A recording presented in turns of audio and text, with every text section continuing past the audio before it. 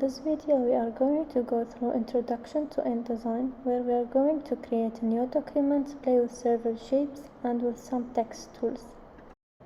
We are going to create a new document, and I'd like you to create an A4 document for this exercise. Here on the screen, you can see some preset details for your document, where you can change your units, change size of your document orientation from portrait to landscape. You will need to change it to the left because we are going to the document with English. Also, you can add more pages, create columns, and decide on space between them, and set up your margins and set up bleeds and slug, which is important point in your document. At the moment, we're just going to create one-page document without changing other settings. Let's begin. As you can see, InDesign area is very similar in the layout to the Illustrator and Photoshop, as it is from the same group of software. We've got to some of your control menu, the main menu, and your widget on the side. Yours might look a bit different, and you can always reset your area to the original place, but I would always suggest that you've got control open so you can see all of the different options. We've got 4 different tools in the widgets of the page.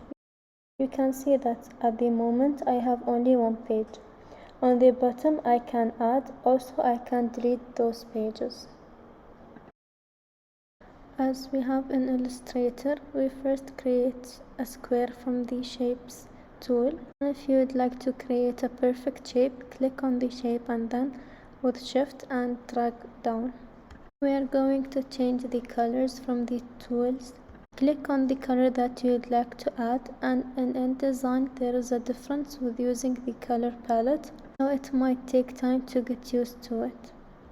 And you can add custom shapes by using the contour lines, and it always needs a click on the first anchor to finish the shape. So you can see that the shapes are being built on top of another. And what if I'd like to move those shapes around? I can go to the project from the top menu, and then I can arrange it in a certain things. I can also use command to move my shapes around through the stack. Also, I can click from the top object, arrange, and bringing it backward and forward. With the shapes and the layout, and if you are happy with your work and you don't want to adjust and you want them to stay where they are, example that we have this rectangle, I want to use it as a background and I don't want to keep selecting and dragging. This might be annoying. So I'm going to open layers. At first click on Windows and then layers, and then clicking on the small arrows that will show all shapes that I added on this layer. In which object I'm selecting, it's showing a spot, and then I will click on the rectangle. It would show the spot, and I will lock this object.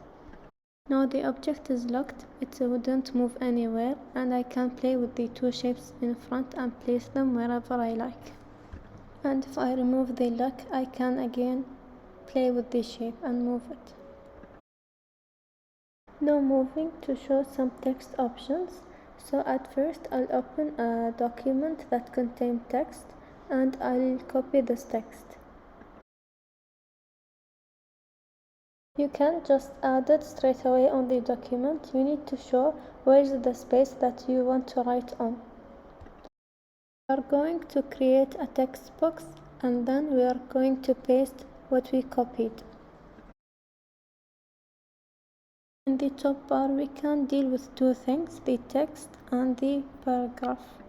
At the top bar, we will arrange the size of the text.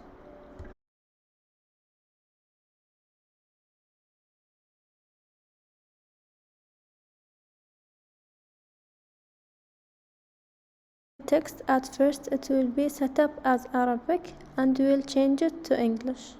By arranging it in English, you can use your apostrophes in a correct way. So we are going to look with different tools, but as a start, the top one deals with the text and the bottom one deals with the paragraph. As you can see here, from the top one we can change the font and we can change the size of it. As the bottom one, we can change the alignments.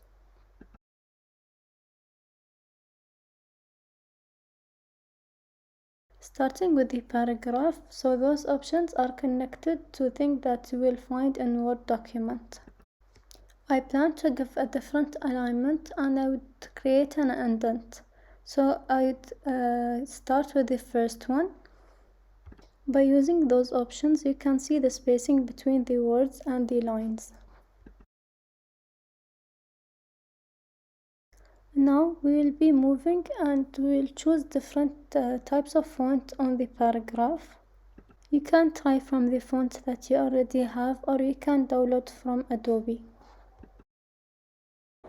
And by highlighting your paragraph or some of your words, you can change the style of it. And it depends on the font that you have chosen. As you can see here, we have regular and bold. Use your font and choose your words and try to create some other styles.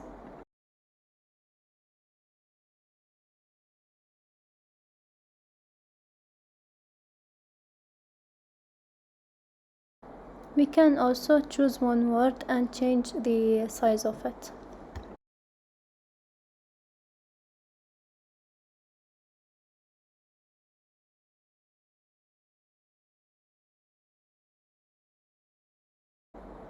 The next thing that we are going to do is creating space between lines. We are going to grab those 3 lines, and by clicking on these arrows, we can create space between them.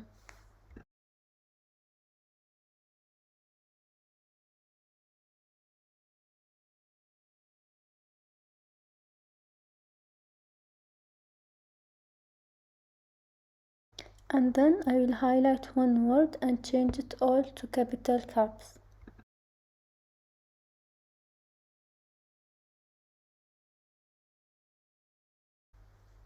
And then I'll highlight other word and I can make it as capital but shown in small caps.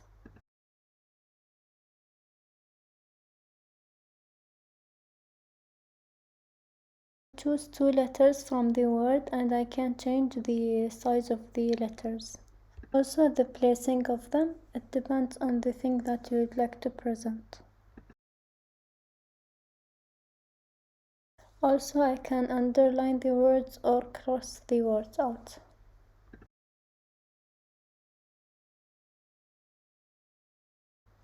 I also can stretch out the words by clicking on the small arrows. And also I can horizontally scale the words. And we can change the italic mode and choose the angle that we'd like to have.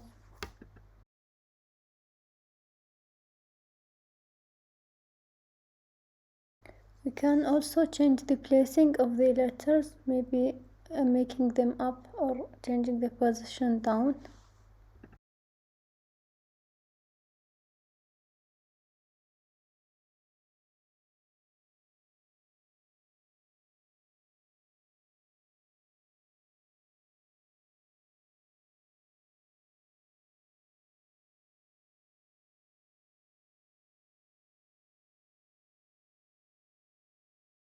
So as you can see in this paragraph, there are some letters are touching to each other. As you can see in the letter I, there is no space between them, and it depends from font to another. So we're going to copy and paste the same word to see the change.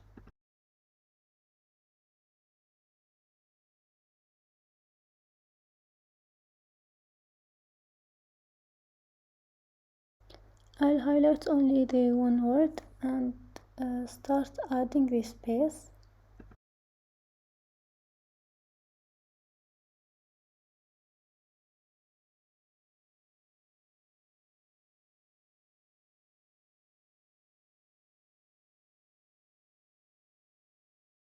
And then we will use the tool under it and also highlight one word and create the space between them.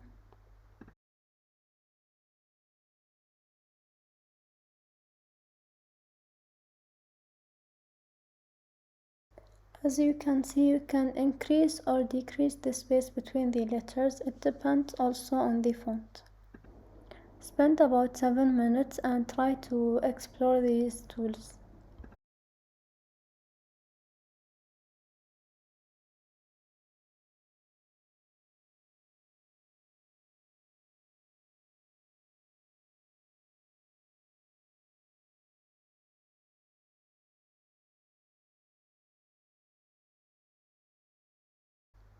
So on your document, you can create extra pages by clicking the option down. And in this white area, I'd like you to create 6 boxes.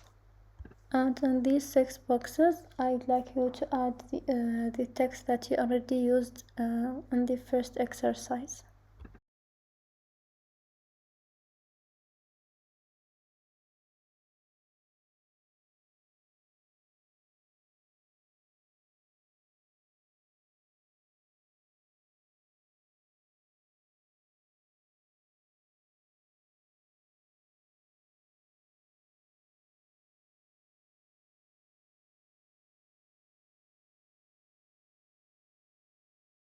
So for your first box, I'd like you to have the text as Times New Roman, as regular, and the size of the text, I'd like to have it by 12.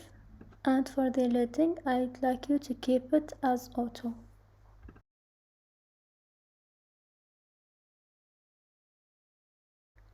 For your second box, I'd like you to have your text as regular, and then you will change the size of the font.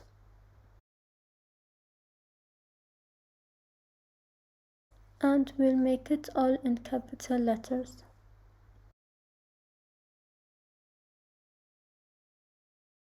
For your 6 boxes, you need to experiment with different type tools. And in the shown example, your final page should look similar to this one. Pause the video and experiment with the different tools.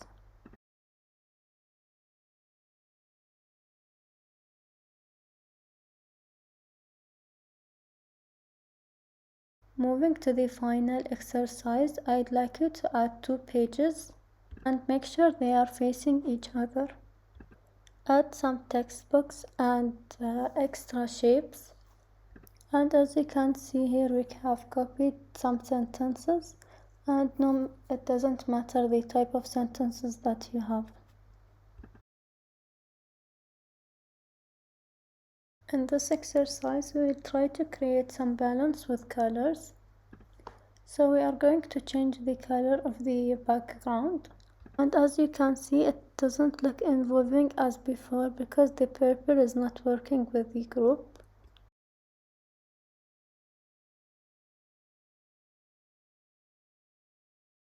I'll change those circles colors, make them green. Can also change this square color to green to make it more involved. And I'll try changing these colors and making them look more relevant to each other. So for this exercise, try not to spend more than 20 minutes to arrange those colors and make them relevant to each other.